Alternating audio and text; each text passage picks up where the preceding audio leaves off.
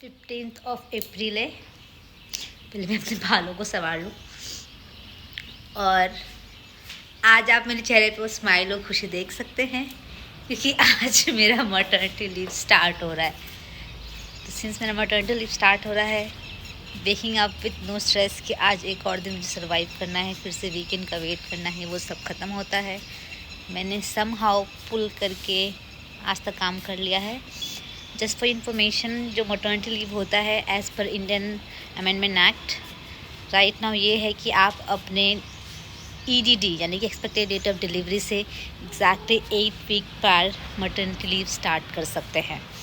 तो मेरे केस में वो आज स्टार्ट हो रहा था, तो वो मैंने चूज़ किया। And there are 2 things actually, अगर आपको पता हो एक्सपेक्टेड डेट ऑफ डिलीवरी, अगर आप नॉर्मली क्या होता है 2 टाइप के आते हैं। एक होते हैं जो आपके स्कैन के बेसिस पे होता है और दूसरा होता है जो आपके LMP की बेसिस पे आता है, जो कि लास्ट मंथ के पीरियड डेट्स से 7 डेज ऐड करके होता है।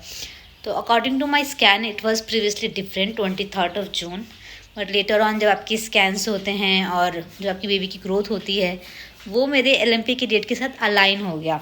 तो that was the best part for me, since वो अलाइन हो गया तो मैं 15 डेज़ पहले अपना लीव स्टार्ट कर पाई। And it was very much needed for me. I wanted to at first I wanted to stretch कि मैं कुछ और दिन स्ट्रेच कर लूँ, कुछ और दिन वेट कर लूँ, ताकि मैं अपना मटर्निटी लीव थोड़ा लेटर स्पैन में ले सकूँ, अपने बेबी के साथ टाइम स्पेंड कर सकूँ।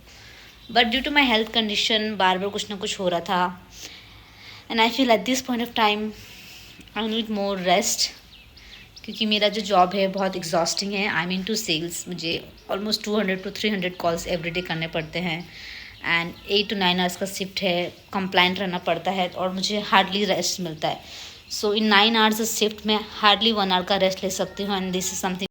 तो ये जो 9 आवर्स का शिफ्ट था मेरे लिए बहुत ज़्यादा हेक्टिक हो जाता था, क्योंकि बैठे रहना, आपके टमी पे प्रेशर पड़ता है and at the same time obviously आपका ब्रेन फॉग इतना होता है, कॉन्स्टेंटली कॉल करते रहना, मेंटली आप इतना भी एबल नहीं होते हो कि आप उस तरह से काम कर सको। आई एम नॉट सेइंग हर कोई नहीं कर सकता है, some people are having very healthy pregnancy which I feel even I have, even after having complications, going to doctors like almost sometimes I have gone to hospital 3-4 times a day, 3-4 times a week, but still I feel I'm having a healthy baby, because at the end of the day my baby is healthy, my scan is coming good, my baby's development is good. So I think that is what healthy pregnancy looks like, and I've not had any nausea in my pregnancy.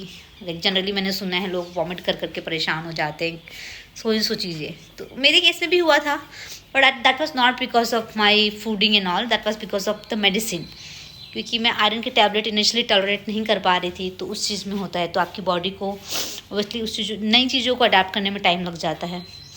तो वो कुछ चीज़ें हो रही थी and here am I starting my maternity leave, waking up around 8:47 and या such a peace. It feels really good.